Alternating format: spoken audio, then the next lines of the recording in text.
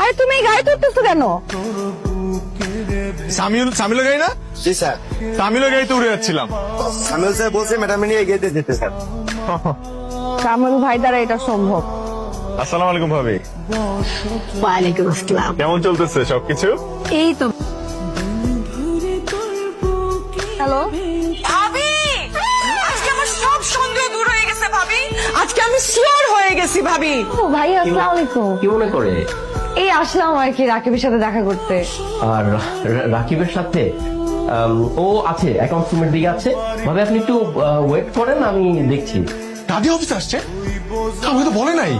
Coach অফিসে আসবে আমি তো জানি না। এই দাঁড়ান, আপনি এখানে আসেন। স্যার, আপনি এখানে আসেন, আমার চেয়ারে এসে বসেন। স্যার, আরে যা বলতেছো ওটা করেন না, ফাস্ট করেন, ফাস্ট।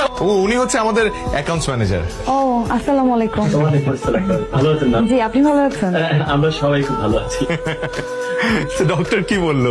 মাম্মাকে সব বলে দিব। না না মা, মাম্মাকে সব বলতে হয়? তাহলে আমাকে আইসক্রিম কিনে দাও। বাজার, সবজি, মাছ এই পর্যন্তই তো আনতে বলছিলাম। এই গুড়া চিংড়ি কেন নিয়ে আসছো? ওই রাতে কম দামে পাইছি তাই নিয়ে আসছি। তো তুমি জানো না বাসায় কোনো কাজের মেয়ে নাই? 3 দিন ধরে বউ আসতেছে না, কেন নিয়ে আসছো এগুলো? এই পেঁয়াজু করছো?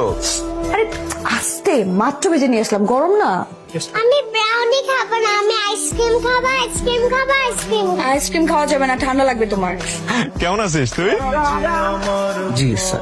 কি স্যার স্যার শুরু করলো আমি বুঝলাম না। মানে এই লোকটা তোমার থেকে না হলো 20 বছরে বড় হবে, বন্ধু কিভাবে হলো? আরে বন্ধুত্বে কোনো বয়স আছে নাকি? আমার কথাটা একটু বিশ্বাস করে। বিশ্বাস করবো আপনার কথা? কি বলতেছেন ভাবি? মানে একটা সুন্দরী রমণী এসে আমার হাজবেন্ডকে রাস্তায় দাঁড়িয়ে কোটটাই পরাই দিয়ে নিয়ে চলে গেল, মানে এত সহজ? কি করতেছো তুমি?